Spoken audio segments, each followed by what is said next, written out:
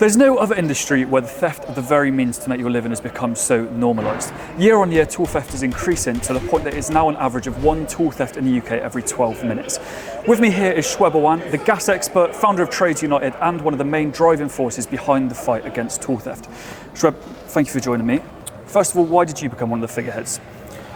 Well, it all started because I was a victim of tool theft myself, and losing £8,500 worth of tools in a matter of minutes meant the world to me, because when this sort of thing happens, you feel helpless. You just don't know what to do. Literally, the effect it has was just so deep. And then the second time, when I got all my locks done, I changed my van, couldn't get in the second time, but the damage that it done again, you know, I haven't got words for it. So even now today, till today's date, when I'm at a job, constantly I'm worried about my van getting broken into, and that shouldn't be happening. That's where it all started. And I think there was about 15 MPs I wrote to. I never got a response from them. Then I started a petition, and we got to 46,500 signatures within 6 weeks. We had 6 months to do it.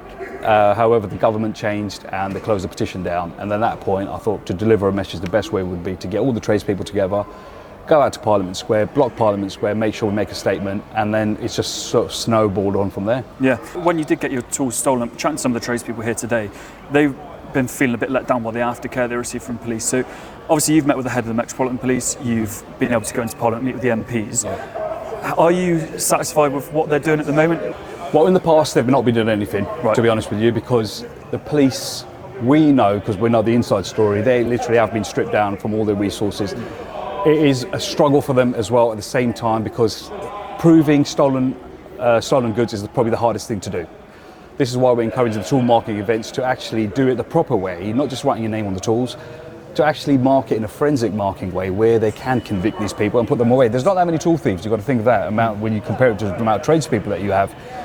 But unless we mark them the correct way, nothing will happen. And again, in the past, they have done absolutely nothing and ignored it, because you've got to look at the priority list with the police. All the other crimes that they've got to deal with, tool theft is right at the bottom somewhere. However, we're trying to bring that awareness out to them, and now they're doing a lot more within the year that's gone past. We're seeing boot sales getting raided, we're seeing tool marking events that they're taking, involved with the trades, and they're telling us to report it, mark it the right way, and let's get this thing done.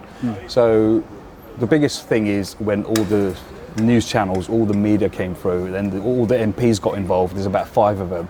They've been visiting car boot sales. We've got Tesco on board now, which have also been visiting the car boot sales, and they want to do something around it, because a lot of the retail theft all ends up in these places.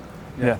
And you mentioned the tool marking with selected DNA. How does that work when so you get your selector kit? What can you do with that? So basically, selected DNA is a forensic marking system which is linked with the police system. Okay. So they can access it. So it's an on-the-spot conviction. It's basically a UV liquid that you put on your tools, and you've got these little micro dots in there that's got your registration number in there. So that kit is unique to you. Each bottle can mark up to 50 tools.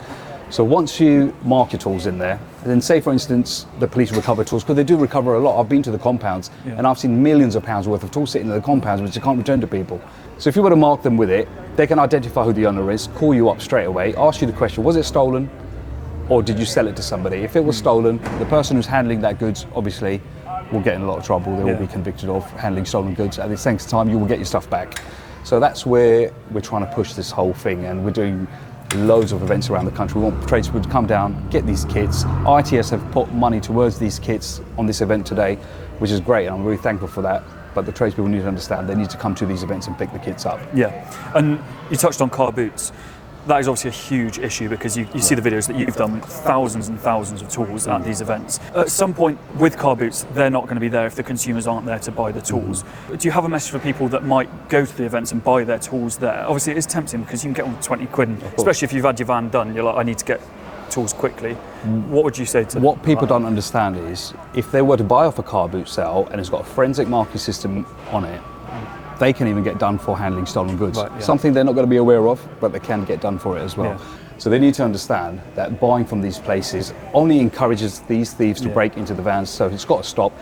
But I would say something, look, tradespeople like myself that have gone through the journey, so we've studied things, we've done the courses, we've invested in tools, we've invested in our van, invested in our business. There's so much cost involved to do trades the right way. The people that you see at the car boot sale, I wouldn't consider them as tradespeople. For tradespeople themselves, you know, I think it's a completely different thing, and we need to encourage everyone to do things the right way. Yeah, and you mentioned that this whole movement's been growing massively over the last year.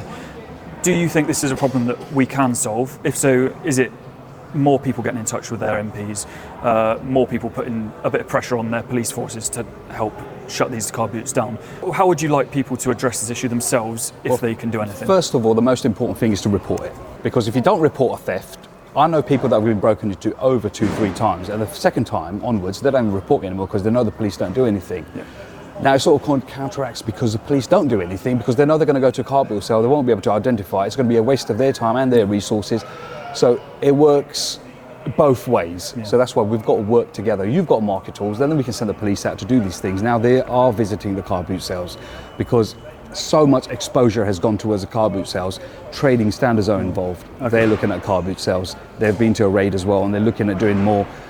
Again, the police, as you know, they've been there, and I'm trying to make different forces work together. So like the Essex police works with the London police, and they can actually team up together. Okay. They're limited on resources, but if we can get them all working together alongside with us, we can put an end to tool theft. Yeah. So it's just a matter of time. You've seen the last raid that happened, 4 arrests, £50,000 of tools were seized. And I'm telling you now, if this continues on, you're going to see a lot more. But as I said, work together with us. Thank you so much, Shoaib. You can't have heard what Shoaib has told us today and not realise that this is a pandemic for our industry. Over £150 million worth of tools were stolen in the UK last year, and that number will only increase without something changing. The more attention that people bring to this issue, the more likely that something is going to get done about it. So raise it with your MP, don't buy from car boots, and protect your tools where you can.